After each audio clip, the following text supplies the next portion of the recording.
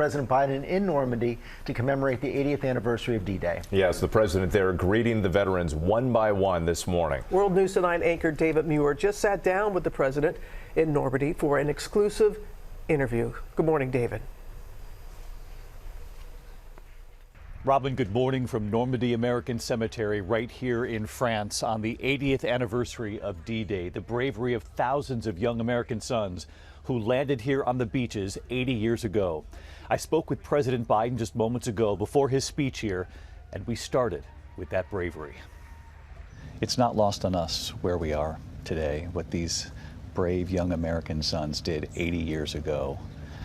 And we know what we're witnessing in the world right now, the wars, the deep divisions at home. What do you think these American heroes can teach us right now about meeting this moment? Stand up, tell the truth, serve your country. You know, imagine what they had to come through. I was here 30 years ago, came in on a landing craft. You could see from out there what they saw here. The idea that they got off those boats, they got off those landing crafts. Many of them died sinking in the come across that beach as long as it's just astounding. It's astounding. But what it says to me is how critical alliances are. How critical alliances are for our security.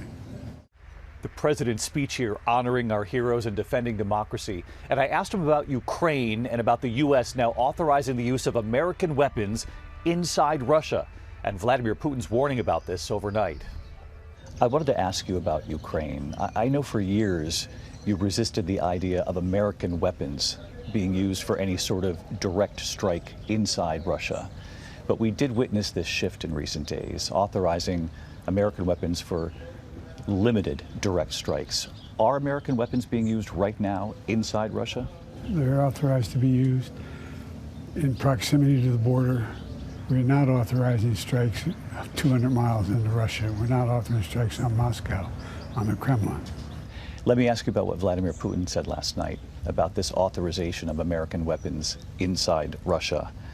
He said the supply of high-precision weapons to Ukraine for strikes on Russian territory is direct participation in this war. He went on to say that this is the way to serious problems, and again talked about Russia's nuclear capabilities. Does that concern you? I've known him for over 40 years. He's concerned me for 40 years. He's not a decent man, he's a dictator, and he's struggling to make sure he holds this country together while still keeping this assault going.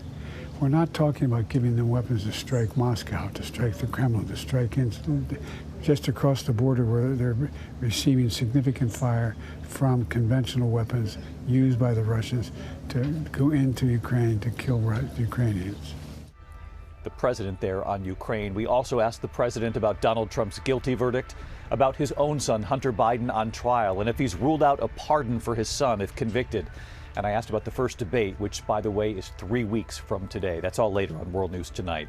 But, Robin, a profoundly moving day here, of course, as we honor the heroes who stormed the beaches here 80 years ago. Robin. All right, our thanks to you, David. And as David said, you can see much more of his interview tonight on World News Tonight.